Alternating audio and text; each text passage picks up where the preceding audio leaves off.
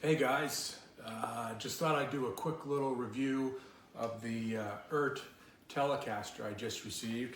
I know for most of us buying guitars online is a pretty nervous process because we never know what we're going to get. But let me just give you a quick overview of what I think of this EART guitar. I buy a lot of budget brand guitars, so I'm quite familiar with it.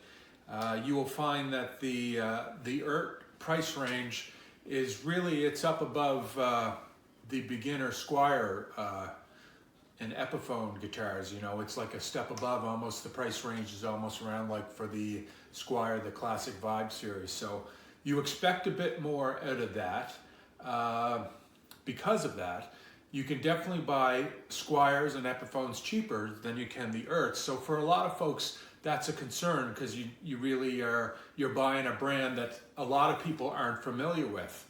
But speaking to that, as far as the brand, it looks to me like EART has made a decision that they're going to be around for a while. Just seen recently that Harley Benton celebrated 25 years in business. So we can't really look at some of these brands anymore as, you know, just these fly-by-night companies. I mean, we've all heard of the Fireflies, and I have a few IYVs, and they're great guitars too. But it looks like EART has made a decision that they want to really be in the market for a long time. Just in the packaging you receive when you get the guitar, the other budget brands, man, sometimes they come and you think, how in the heck did this guitar ever make it to me? Because there's so little packaging. The EART guitars are literally encased in foam inside the cardboard box. So they are well packaged. And for something to go wrong and shipping with your EART guitar, it has to be a serious misadventure. So that's one piece of mind. The other thing I noticed with the EART guitar packaging is it comes with an instruction manual. And this instruction manual is written in really good English, which again is not common when you see the budget brands coming from China. They have wiring diagrams in here of their guitars. So if you have any issues with this particular Telecaster, I can call up the wiring diagram and go through it.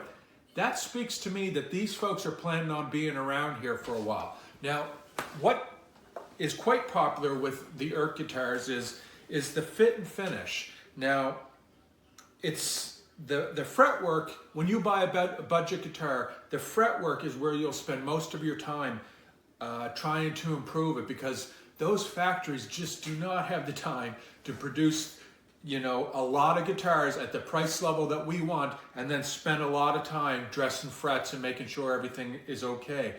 I don't know how EART's doing it at this price level. You know, these frets are polished superbly. It feels awesome. They're stainless steel frets. The nut height was perfect out of the box. The intonation was perfect out of the box. I didn't even have to drop the saddles. This thing was set up and ready to rock and roll. I'm used to playing with guitars and doing setups onto them before you can use them. Not with this one. Now this is the only EART that I've purchased, so I can't speak to all of them, but I can say that this one was set up perfectly. Tune this sucker up and you'll be playing it in no time. One of the biggest complaints of the EART guitars is the pickguard color. I don't mind it. For me, they're willing to go out there and this really soft mint green and say, this is what we're standing by. And damn, you know what? They might end up with a following out of it because of it, because it's unique. It's definitely one of a kind. Now, it doesn't jump out at you, and you might not even be able to notice it on the video, but when you see it in person, you think, damn, that's a little mint green.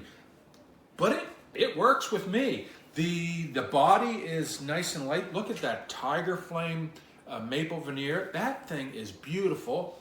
The roasted Canadian maple neck, I'm telling you, this thing is great. And it has the compound radius on the neck. It goes from a C to a U. This is my first guitar with a C to U compound radius. I love it. I love the feel of it up here, and when you get up onto the U, it widens out a bit. You feel like you have a lot of room up here to maneuver around, but the neck is thin, so you're not reaching around a long ways. For me, guys, this freaking guitar it's cool. and the pots and everything are super smooth, great long tapers onto them. I mean, the price point is up there. You got to be comfortable buying something that isn't, you know, traditionally an American-made guitar. Even though we know the Squiers and Eppies, they're not made in America anymore, but they had that brand value. But I'm telling you, it looks to me like EART is planning on being in the game for a long time. And if you're sitting on the fence, take it from this Canadian boy, you might want to take a gamble on it and order yourself one. Good luck, guys.